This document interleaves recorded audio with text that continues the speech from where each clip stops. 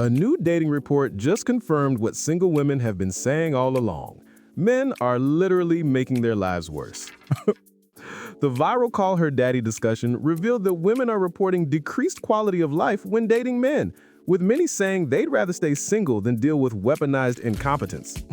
The comments section became a therapy session, with women sharing horror stories about men who can't do basic tasks like loading dishwashers or grocery shopping.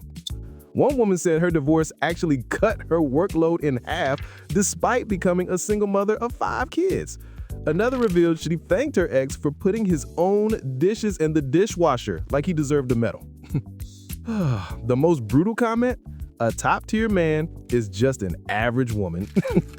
This isn't about standards being too high, it's about men being raised to be functionally useless adults who expect women to be their mothers. When did basic life skills become optional for men? Are we really surprised women are choosing peace over partnerships?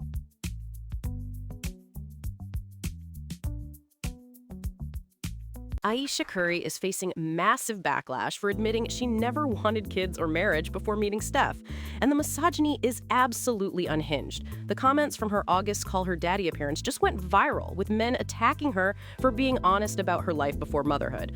Sports bros are calling her ungrateful and disrespectful to Steph, as if women aren't allowed to have complex feelings about major life decisions. The backlash reveals how threatened men are by women who don't follow the traditional script of dreaming about marriage and babies from childhood. Ayesha's honesty about not initially wanting kids is being twisted into her not loving her family, which is completely ridiculous. The fact that she changed her mind and built a beautiful family with Steph should be celebrated, not criticized.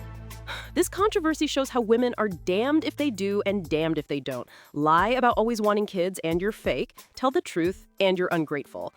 When did female honesty become a crime? Why can't women have complicated relationships with motherhood?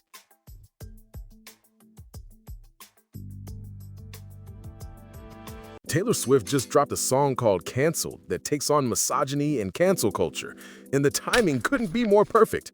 The track from her new album, The Life of a Showgirl, directly addresses how women face different consequences than men for the same behaviors.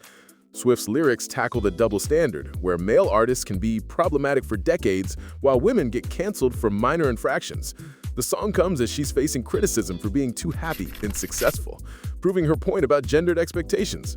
Critics are calling the album too upbeat, as if women aren't allowed to express joy without being labeled shallow or out of touch.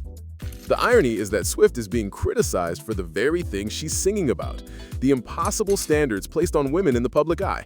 Male artists regularly make albums about their feelings without facing this level of scrutiny. The songs released during her peak success show she's not backing down from addressing sexism in the industry. When did female happiness become controversial? Are we really policing women's emotions in their own art?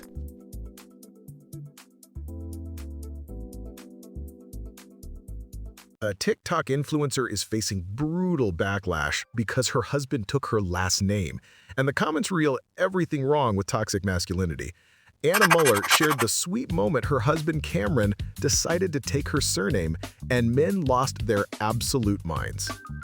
The comment section became a wasteland of fragile masculinity, with men calling Cameron weak, emasculated, and whipped. The outrage exposes how deeply threatened some men are by any deviation from traditional gender roles, even something as simple as a name change. These same men probably celebrate women taking their husbands' names without question, but when the roles reverse, suddenly it's an attack on manhood. Cameron defended his choice, saying it was his decision and he was excited to share his wife's name. But that wasn't enough for the keyboard warriors. The backlash shows how conditional male support really is. They'll support women's choices only when those choices don't challenge male dominance. When did a man's love for his wife become emasculating? Why are we so threatened by couples making their own decisions?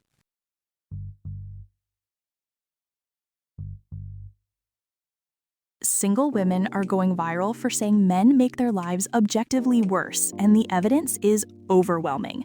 The trend started when women began sharing how their quality of life improved dramatically after leaving relationships with men who contributed nothing but stress. Comments flooded in, with women describing how they went from doing everything for 2 people to just taking care of themselves. One woman said her work was literally cut in half after divorce, despite becoming a single mother. Another shared how she stopped thanking her partner for basic adulting, like putting dishes away. The stories reveal a pattern of weaponized incompetence, where men pretend they can't do basic tasks to avoid responsibility. Women are realizing they're not partners in these relationships. They're unpaid housekeepers, therapists, and life coaches. The viral trend is forcing uncomfortable conversations about what men actually bring to relationships beyond financial contribution. When did being in a relationship become a second job for women? Are we really surprised that women are choosing solitude over servitude?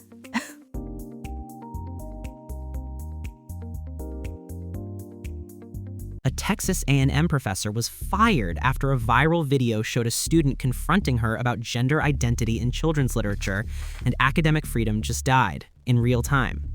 The student filmed herself interrupting the class to argue that discussing diverse characters was illegal, and the university immediately caved to the online mob. This represents a terrifying new reality where any student with a phone can destroy a professor's career by creating viral outrage content. The professor was simply discussing how children's literature has evolved to include diverse characters and identities, something that's been part of academic discourse for decades. But now female educators are walking on eggshells, terrified that any mention of inclusion will end their careers. The student who filmed this probably thought she was being heroic. But she's actually part of a larger movement to silence women in academia and sanitize education. The university's quick termination shows how institutions prioritize public relations over academic integrity and women's job security. When did learning about different perspectives become grounds for termination? Are we really letting viral vigilantes determine university curriculum?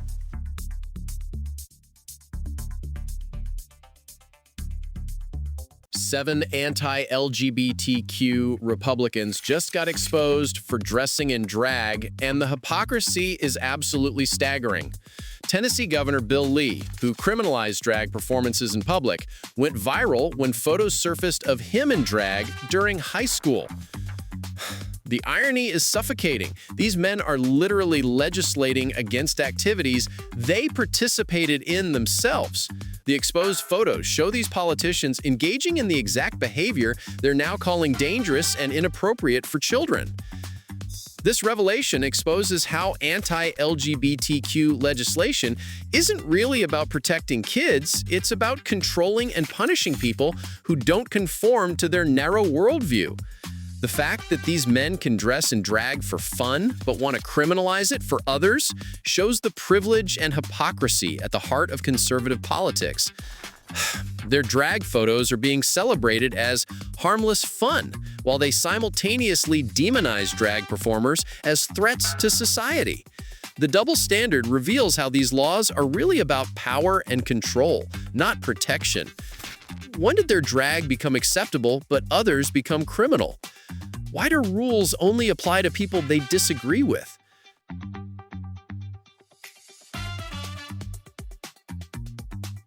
The Supreme Court just agreed to hear cases about transgender athletes, and the timing feels like a coordinated attack on women's sports.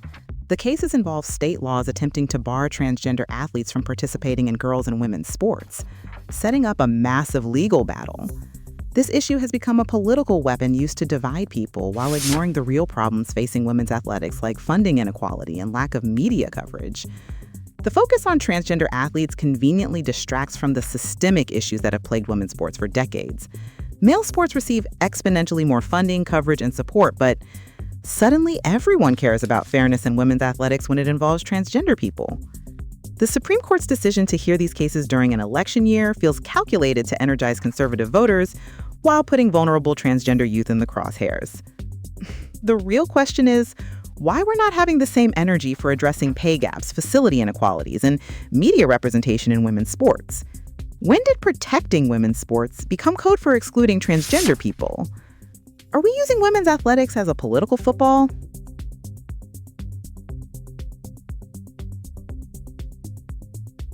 Comedian Margaret Cho just destroyed Representative Nancy Mace for her anti-transgender rhetoric, and the takedown was absolutely brutal. Cho accused Mace of causing harm to transgender people every time she opens her mouth, calling out the politician's constant attacks on the LGBTQ community. The comedian's response came after Mace's latest round of inflammatory comments targeting transgender rights and visibility. Cho's criticism highlights how female politicians like Mace often become the face of anti-women policies, using their gender as a shield while promoting legislation that hurts marginalized communities. The irony is that Mace positions herself as a feminist while simultaneously attacking some of the most vulnerable women in society.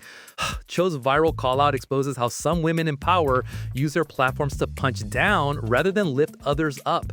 The comedian's words resonated because they highlighted the betrayal many feel when women in positions of authority fail to protect other women. Mace's anti-transgender stance contradicts basic feminist principles of inclusion and equality. When did protecting some women require attacking others? Why are female politicians leading the charge against transgender rights?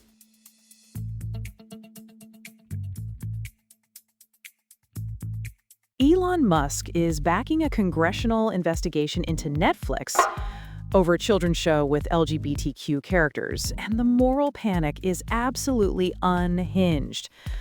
The world's richest man is literally using his platform to target a cartoon show called Paranormal Park for featuring transgender and non-binary characters. This is the same person who claims to be a free speech absolutist, but apparently draws the line at animated characters who don't conform to his narrow worldview.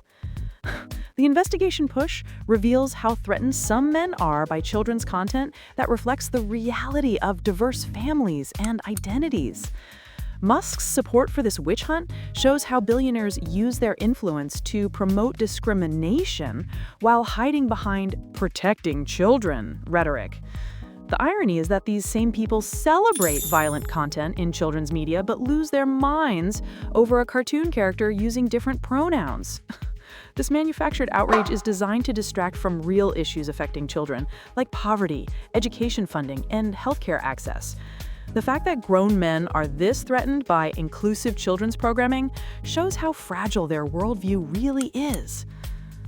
When did cartoon representation become a congressional issue? Are we really this scared of children learning that different people exist?